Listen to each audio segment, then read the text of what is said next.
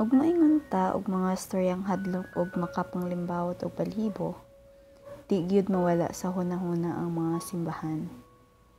Kay nganuman, karong adlaw akong iistorya kaninyo ang mga storyang nabatian nako sa usa sa mga karaang simbahan sa Leyte, Samar.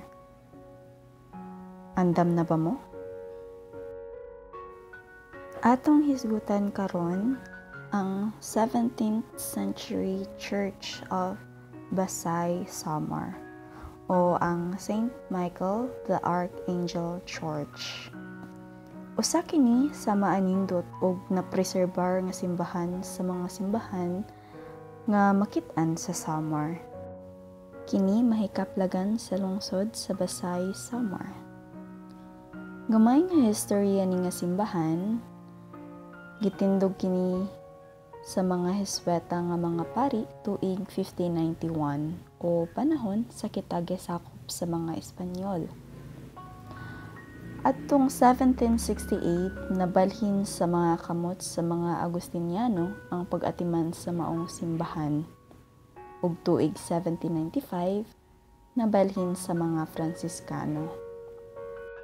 Maayo kaayo ang pwesto sa simbahan kay anaa siya sa ibabaw sa bungtod ug makita gikan dinhi ang Golden River ug San Juanico Strait.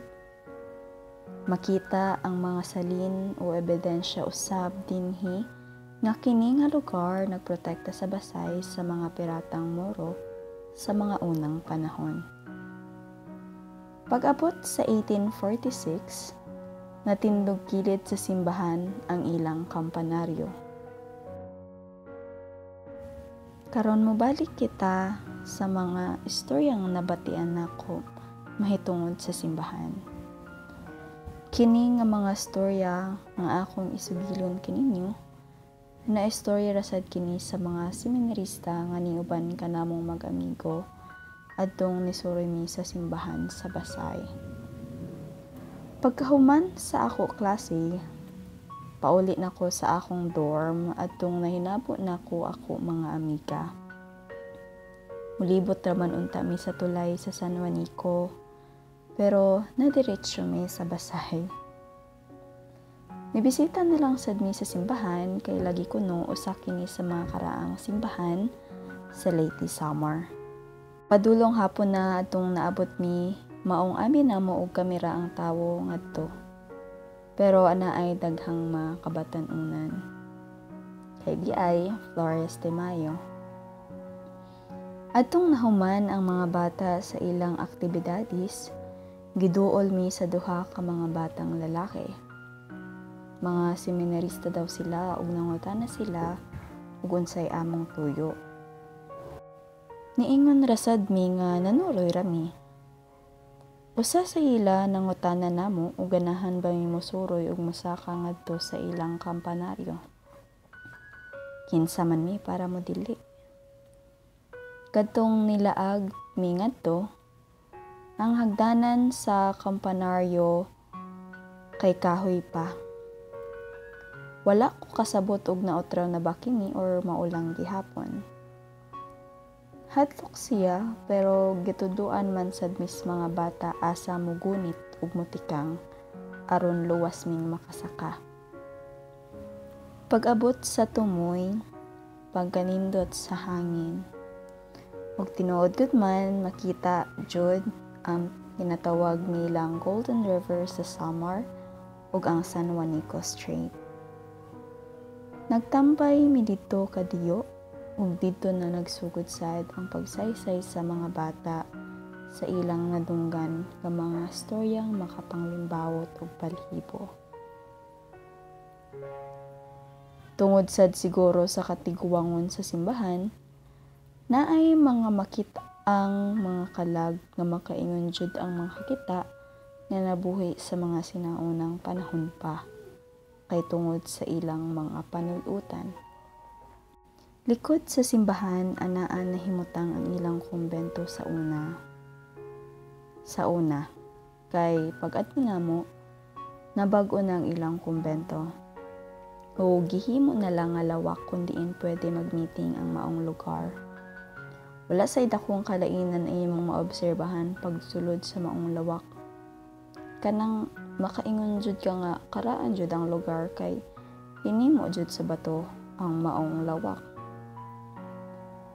Ang una na akong nabati pagsulod sa maong lawak kay bugnaw. Bugnaw kaayo nga hangin. Tungod sad siguro kay usaray diyang pultahan, medyo ngit-ngit sad sa sulod. Sa maong lawak, daghan daw makit ang mga kalag. Usa na niini ang babaeng nakaputi. May bag-ong pari daw sa ilang simbahan nga nakakita og babaeng nakaputi sa maong lawak ug kini nga babayi magpakita kasagaran og alas 6 na sa hapon. Gawas pa ni ana, may nakitaan sa daw ang usa sa mga seminarista dinhi nga kalag nga walay ulo. Ang sulot sa maong kalag kay sama sa mga sinina sa mga paring makitaan sa panahon sa Espanyol.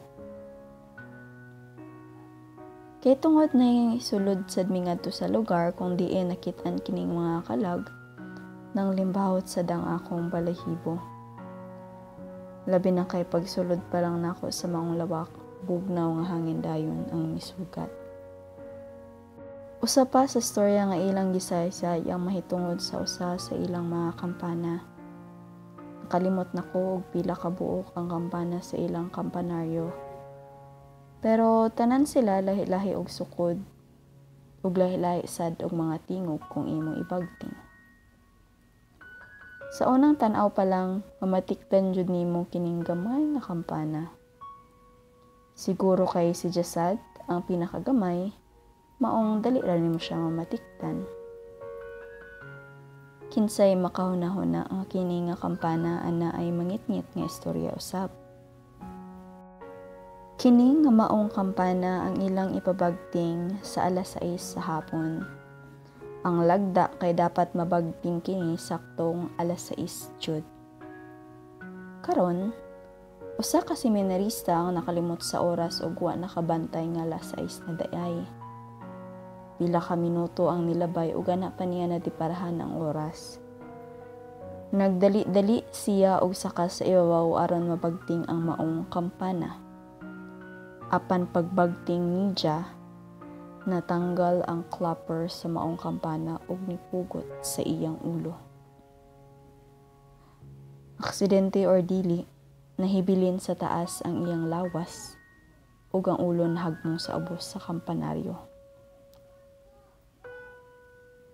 Tinuod ba nga nahitabo ni?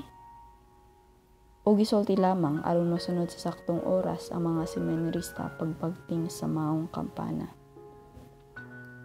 Wala ta masayod.